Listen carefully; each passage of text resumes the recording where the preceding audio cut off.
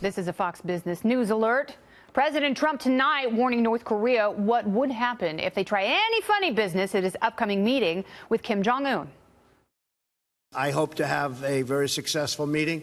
If we don't think it's going to be successful, Mark, we won't have it. If the meeting, when I'm there, is not fruitful, I will respectfully leave the meeting. The president confirmed reports this morning that CIA Director and Secretary of State nominee Mike Pompeo met with the North Korean dictator earlier this month. Pompeo reportedly laid the groundwork for the meeting with the president. But could this potential summit actually lead to a denuclearized North Korea? Let me ask former CIA analyst and counterterrorism, counter-extremism project spokesperson Tara Mahler is here. Tara, welcome. Thanks for having me. So let's discuss this a little bit. Why was the meeting a secret? Well, I think the meeting was a secret because Pompeo probably was trying to lay the groundwork, and if something happened in the meeting or something went wrong, they wouldn't necessarily want the public to know that.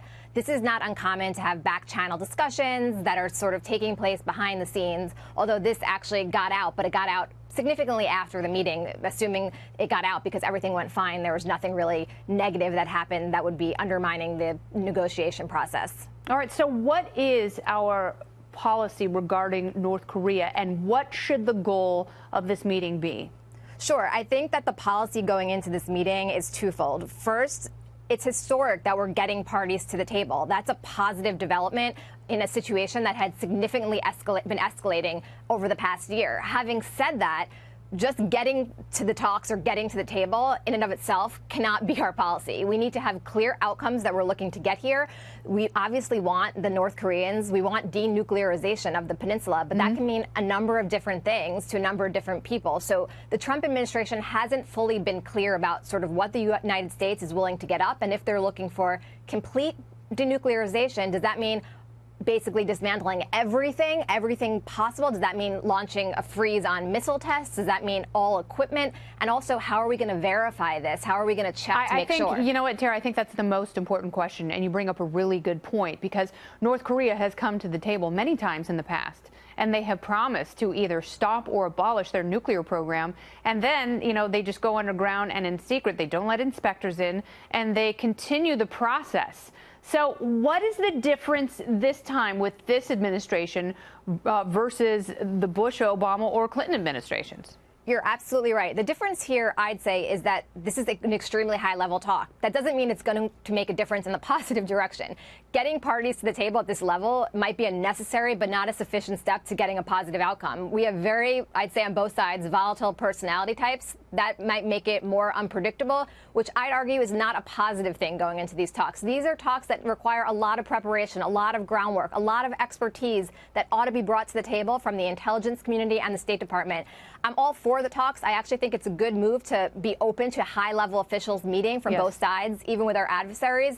I had been saying that in addition to increasing sanctions, you want to get parties to the table. You can't get peace, you can't get positive outcomes without parties coming to the table. Okay, but here's what I will say. I would say that the president is actually very good at reading people. And I think getting to the table in the manner in which he's been doing it, which has been unpredictable and uncompromising, has been beneficial for him and, perhaps for world peace. And if he sizes up Kim Jong Un and plays to his ego, because Kim Jong Un, like James Comey, is an ego-driven person. I think he really liked being part of the international community at the Olympics. I think he liked the way that felt. I think he likes the legitimacy. And I think if the president plays to that and leaves some of the other details up to those security and diplomatic teams, doesn't that put the country in a better position?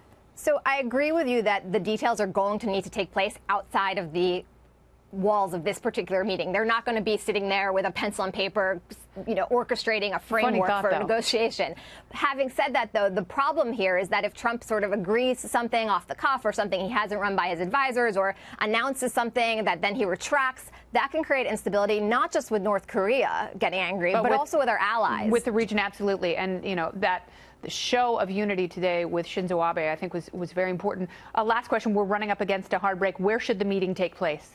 Well, I think the meeting is going to need to take place in a neutral third-party location. It's being said there are about 5 sites being looked at. I think it's probably going to end up being somewhere like Stockholm or, Singapore, somewhere sort of not within the confines of, it's not, I would think it would not be in Japan. It would not probably be in South Korea. It will not be near the demilitarized zone. Yeah.